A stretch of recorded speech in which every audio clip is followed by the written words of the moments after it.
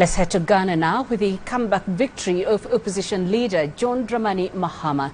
The country's electoral commission declared the former president the winner of Saturday's presidential election with nearly 57% of the vote. His main rival, Vice President Mahamudu Bawumia, who secured 41%, had already conceded defeat on Sunday. Analysts say Mahama should have a free hand to implement his program, with his National Democratic Congress Party also in control of Parliament. CGTN's Nabil Ahmed Rufai reports from Accra. 276 constituencies have been captured. 2 days after Ghanaians went to the polls, the long wait to know the outcome was ended with this announcement by the Electoral Commission. I have the singular honor as the returning officer of the 2024 presidential election to declare His Excellency John Dramani Mahama as the winner of the 2024 presidential election and the President-elect of the Republic of Ghana. The Electoral Commission said former President John Mahama of the opposition National Democratic Congress won with almost 57% of the votes cast, the largest margin in over 2 decades, while his main challenger, the ruling New Patriotic Party's candidate, Vice President Mahamudu Bawumia, had a little over 41%. Mahama supporters gathered at his office to celebrate the win and look forward to his term in office. Very, very excited. I mean, such a resounding victory. And this is a testament that Ghanaians are very hungry. Ghanaians are feeling the pains. I mean, a lot was expected from Akufo-Addo when he came to power, but he didn't deliver as expected. Mahama was Ghana's president between 2012 and 2017. His efforts to be re-elected in 2016 and 2020 failed. The win not only makes him the first president to make a comeback, but his running mate, J. Nana Opoku-Agyeman, will now become Ghana's first female vice president. The people of Ghana have chosen us to represent their wishes and their best interest. It is the reason we would be initiating important governance reforms and sometimes initiate severe measures in the next 4 years to reset our nation and bring it back on track as the Black Star of Africa.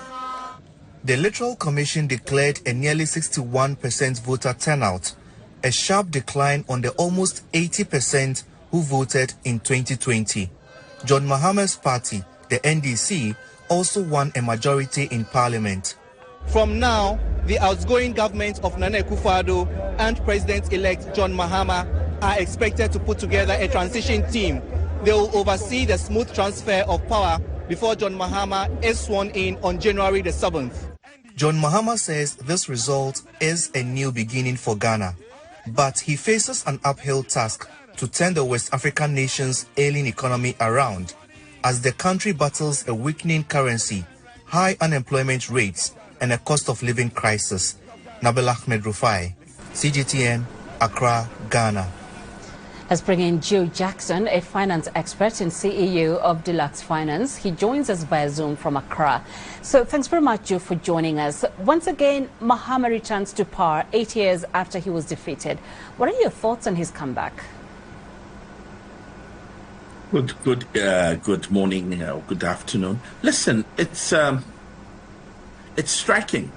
It's striking because a lot of us didn't think he could ever come back to power, but I consider that the government that is just about to leave may have been the most tone-deaf government we've ever had in this country.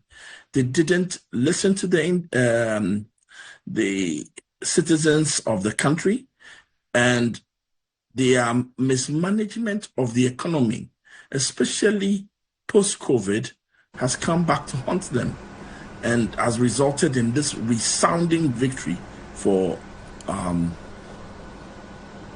John, His Excellency John Mahama. Now, we've seen Ghana being the latest African country where the opposition defeated entrenched incumbents across Africa. What is behind this tide in the continent? I think incumbents are just taking the electorate for granted.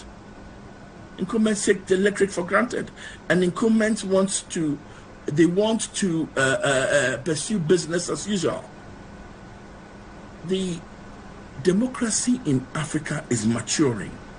The citizens in our nations are becoming smarter, and they won't hesitate to vote you out if they don't believe you are bringing any benefit.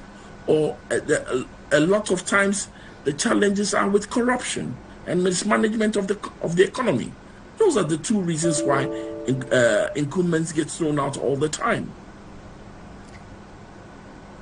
Parties in power should learn not to take the citizens for granted. John, are you still with us? Yes, I'm still with you. Okay, perfect. Perfect. Let me ask my final question. During his campaign, Mahama pledged to fix Ghana's ailing economy. Can he achieve this given the current harsh economic environment? Oh, he's between a rock and a very hard place. It's going to be a tough one.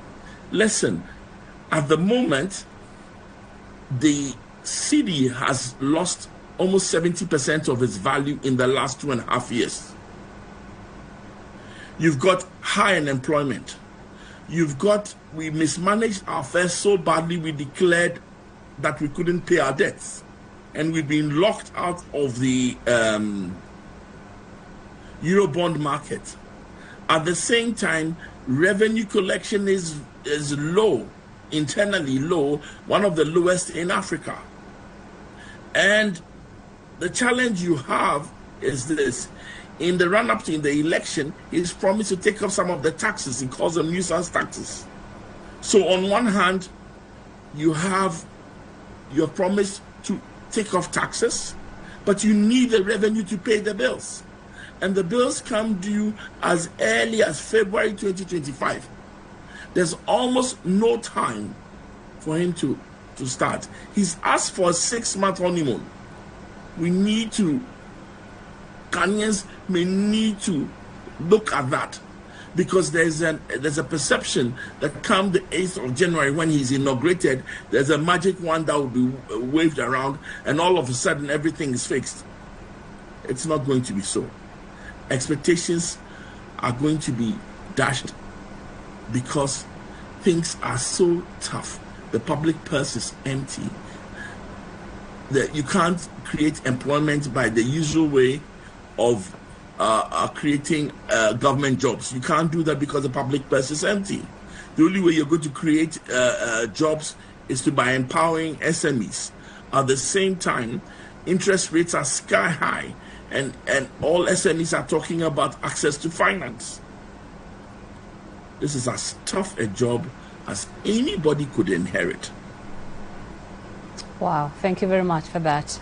Joe Jackson speaking to us there from Accra.